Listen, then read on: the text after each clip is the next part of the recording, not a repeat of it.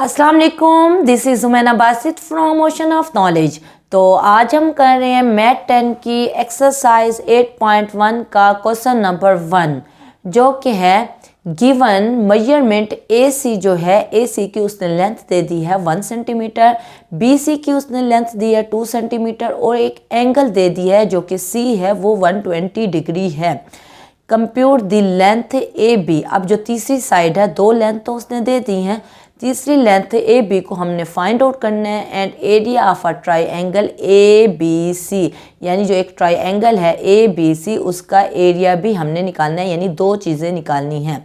आगे उसने हिंट भी दे दिया है कि ए बी का स्क्वायर जो है वो बराबर है ए सी का स्क्वायर प्लस बी सी का स्क्वायर प्लस 2 मेजरमेंट ए सी और डॉट मेजरमेंट सी डी। अब ये क्या है? ये थ्योरम नंबर 1 है।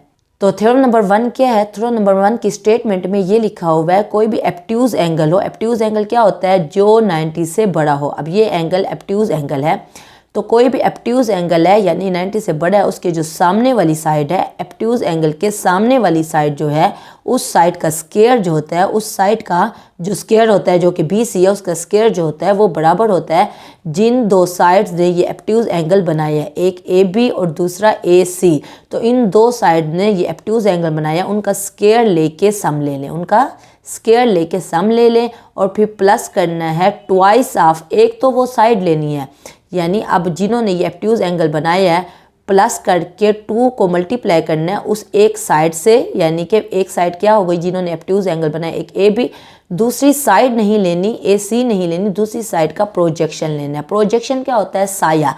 अब देखिए ये जो दूसरी साइड है इसका साया अगर हम देखें यहाँ से परपेंडिकुलर ड्रा करें तो इस दूसरे वाली साइड का जो साया बनेगा परपेंडिकुलर ड्रा करने के बाद वो ए डी बनेगा।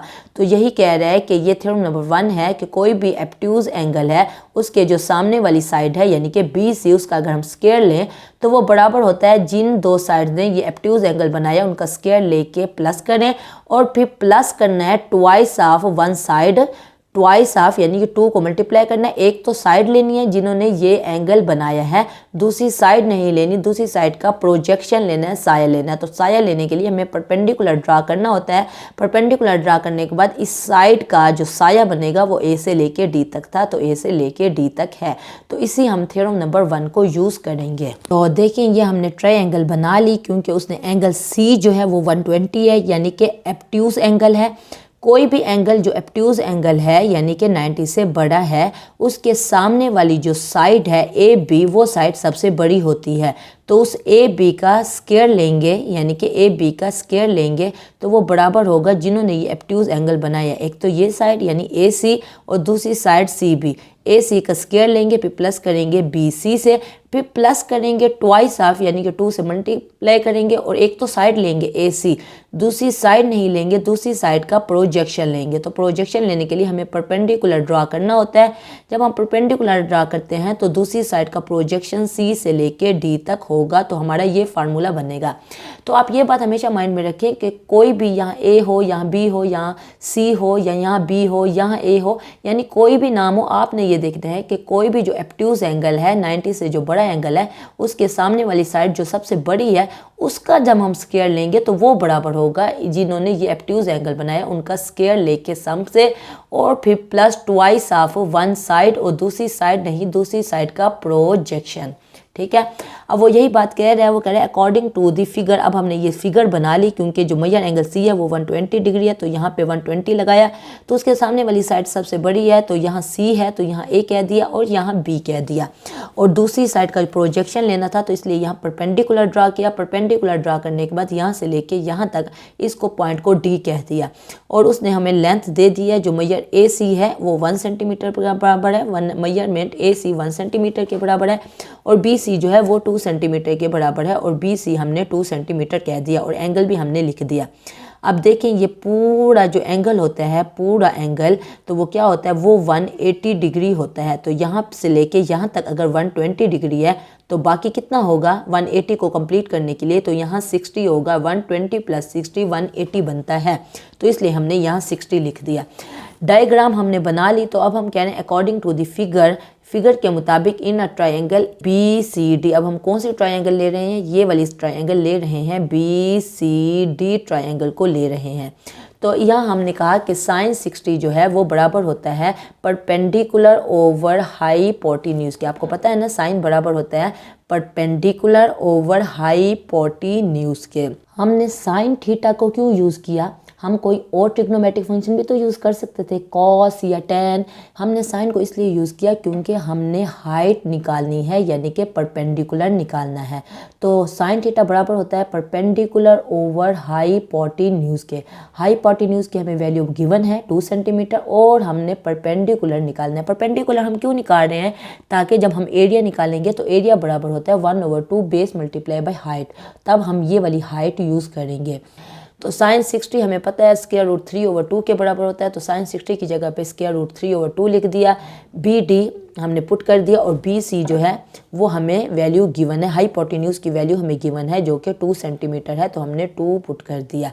बी डी को यहीं पे खड़े रहने दिया, 2 यहाँ पे डिवाइड हो रहा है, उधर जाके मल्टीप्लाई हो जाएगा, तो 2 मल्टीप्लाई हो गया, स्क्वायर रूट 3/2 आ गया। उसके बाद 2 से कट गया, स्क्वायर रूट 3 आ गया, ये बी डी की वैल्यू आ गई, यानी कि बी डी की वैल्यू हमारे पास आ गई स्क्वायर रूट 3। तो जो बी डी हम निकाल रहे हैं वो एरिया के लिए यूज़ करने के लिए, एरिया को निकालने के लिए हम बी डी निकाल रहे हैं। और उसके बाद जो सी डी को हम निकालेंगे कॉस को यूज़ करके, यानी ट्रिग्नोमेट्रिक कॉस को यूज़ करके सी डी को निकालेंगे। वो जो थ्योरम नंबर 1 है जिसमें प्रोजेक्शन हमने निकालनी होती है, तो दूसरी साइड का प्रोजेक्शन क्या बनता है? C D. तो सी डी को हमने इसलिए निकाला कि हम ए बी को निकाल सकें। उसके बाद आगे वो कह रहे हैं एंड कॉस 60 बराबर होता है। कॉस 60 किसके बराबर होता है? वो होता है बेस ओवर हाइपोटेन्यूज के। तो देखिए हमें पता है कि यहाँ देखिए एंगल यहाँ पे है ना, तो एंगल के सामने वाली जो साइड होती है वो हमेशा परपेंडिकुलर होती है, एंगल के साथ वाली जो साइड होती है वो हमेशा बेस होता है। क्योंकि हमने ट्रायंगल बी सी डी लिया, ये वाली ट्रायंगल लिया, तो यहाँ पे जो एंगल है वो यहाँ पे है 60 है, तो इसके सामने वाली साइड परपेंडिकुलर है और ये साथ वाली साइड बेस है। तो कॉस थीटा बराबर होता है बेस ओवर हाइपोटेन्यूज के।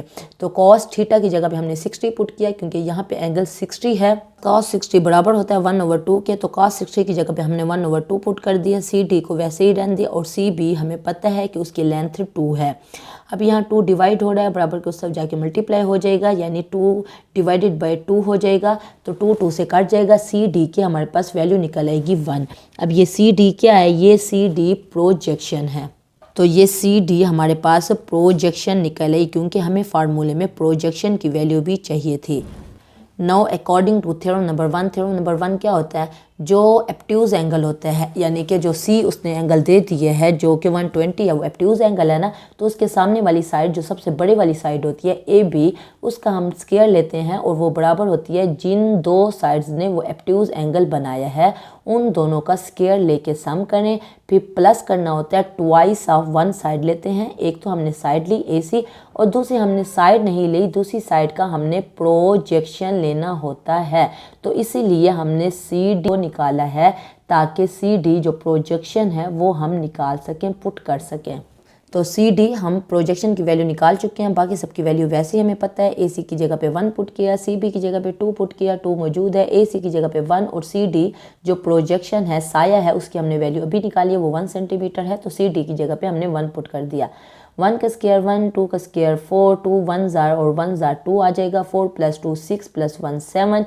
ये ए बी की वैल्यू निकल आई, स्क्वायर की वैल्यू निकल आई, हमें वैल्यू चाहिए ए बी की, तो दोनों तरफ हमने स्क्वायर रूट ले लिया, तो ए बी की वैल्यू निकल आई स्क्वायर रूट 7। इसको कैलकुलेटर से मदद से निकाला तो 2.646 निकल आया ए बी। तो हमने पहली वैल्यू निकाली। अब हमने क्या निकालना है? अब हमने एरिया निकालना है। बस अब हमने इस ट्रायंगल का एरिया निकालना है। एरिया बराबर होता है 1/2 बेस मल्टीप्लाई बाई हाइट। 1/2 पता है, बेस हमारे पास क्या है, तो हमने ट्रायंगल का एरिया निकालना है। एरिया बराबर होता है 1/2 बेस मल्टीप्लाई बाई हाइट। तो बेस क्या होगी? ये ए सी है, ये बेस है, एंगल के यहाँ एंगल है ना, या एंगल के साथ वाली साइड जो होती है वो बेस होती है, और हाइट हम ये वाली लेंगे क्योंकि ये जो है ये तो बिल्कुल सीधी नहीं है ना, तो हाइट के लिए हमें बिल्कुल सीधी लाइन लेनी होती है, परपेंडिकुलर लेना होता है। तो बी टी हमने पहले ही निकाला है, तो बी टी हमने निकाला ही इसलिए था, हमने साइन 60 को इसीलिए यूज़ किया था ताकि हमारे पास परपेंडिकुलर यानी कि हाइट निकल सके और हम एरिया के फार्मूले में पुट कर सकें। तो बी डी हमने निकाला था, √3 है। तो अब हम वैल्यूज़ को पुट करते हैं। तो बस हमने वैल्यूज़ पुट की, 1/2 AC की जगह पे 1, BD की जगह पे √3।